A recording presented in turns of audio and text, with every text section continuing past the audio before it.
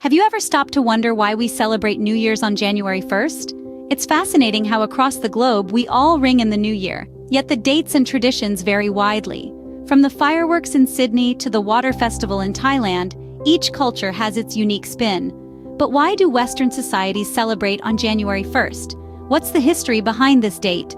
Let's embark on a journey back in time to discover the origin of the Western New Year. Our story begins in ancient Mesopotamia, over 2,000 years ago. Here, the cradle of civilization was also the birthplace of our New Year's celebrations. They called it Akitu, a festival heralding the arrival of spring, symbolic of rebirth and renewal. It was a time for the Mesopotamians to pay homage to their gods, showing gratitude for the past year and seeking blessings for the one to come. Meanwhile, a few thousand miles away, the early Roman calendar also marked the New Year in March.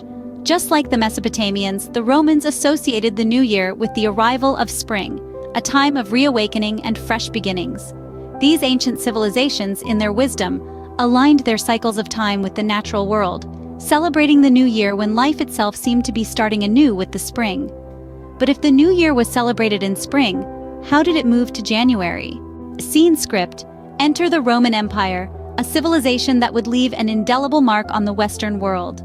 As the Roman Empire rose to prominence, so did its influence on timekeeping. A testament to this was the introduction of the Julian calendar by none other than Julius Caesar himself.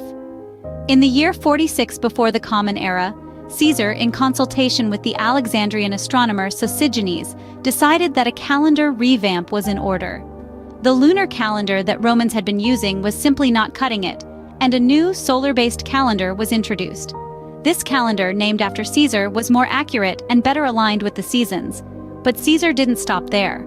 He also took the liberty of establishing January 1st as the start of the new year. Before this, March was the first month of the year, and January didn't even exist. It was Caesar's decision that gave us the January we know today. Now, you might be wondering why January? Well, it's named after the Roman god Janus, the god of beginnings, transitions, and endings. Janus was often depicted with two faces, one looking to the past and the other to the future, making him the perfect symbol for the start of a new year. January's association with Janus is not just about the name, though. The Romans believed that Janus could bless their endeavors if the year began well. So they would offer sacrifices, exchange gifts, and throw parties, hoping to appease the god and secure a prosperous year.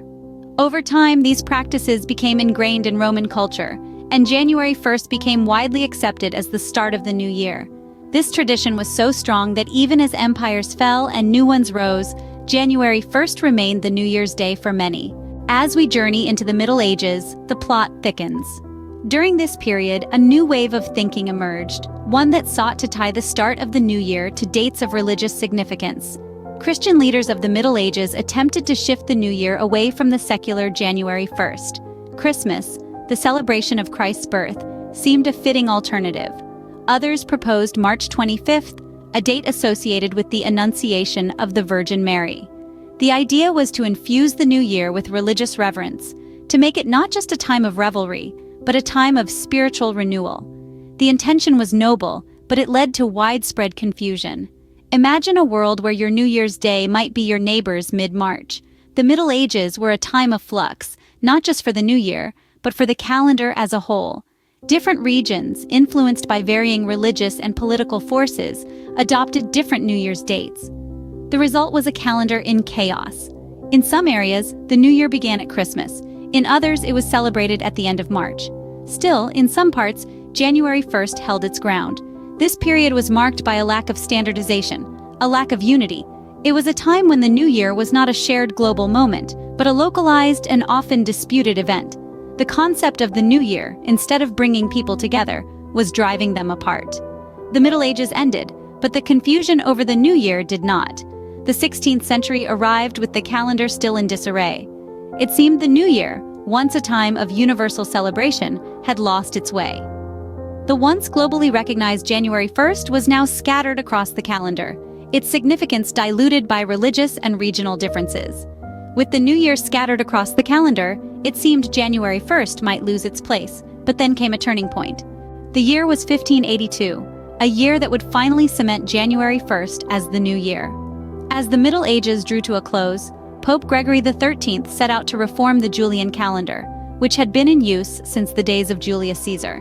The Pope's primary concern was the accurate calculation of Easter, but the changes he implemented had far-reaching effects.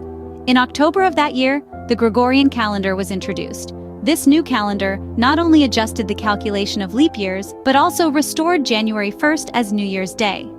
This was a return to the ancient Roman tradition, a nod to the time when Rome was the center of the Western world. But change is seldom easy. The Gregorian calendar was not immediately accepted everywhere. Catholic countries were quick to adopt it, but Protestant and Orthodox countries were more hesitant, some not adopting the calendar until the 18th or even the 20th century. However, over time, the Gregorian calendar spread across the Western world and beyond. Today, the Gregorian calendar is the internationally accepted civil calendar. It is a testament to our desire for a unified measure of time, a common language to mark the passing of days, months, and years. From business transactions to personal planning, this calendar system is deeply ingrained in our everyday lives. And so, through ancient celebrations, Roman decrees, medieval disputes, and a papal edict, January 1st has endured as the start of our new year. Next time you count down to the new year, remember its ancient origins. The journey from spring celebrations to Caesar's Julian calendar, through the Middle Ages confusion, to our modern Gregorian system. Our calendar is more than just dates. It's a fascinating story of history, culture, the enduring human spirit to mark time. If you enjoyed this journey through time, don't forget to like and share this video. Also, subscribe to our YouTube channel, Torah Apologetics, and out the description below for more information. Thanks for watching.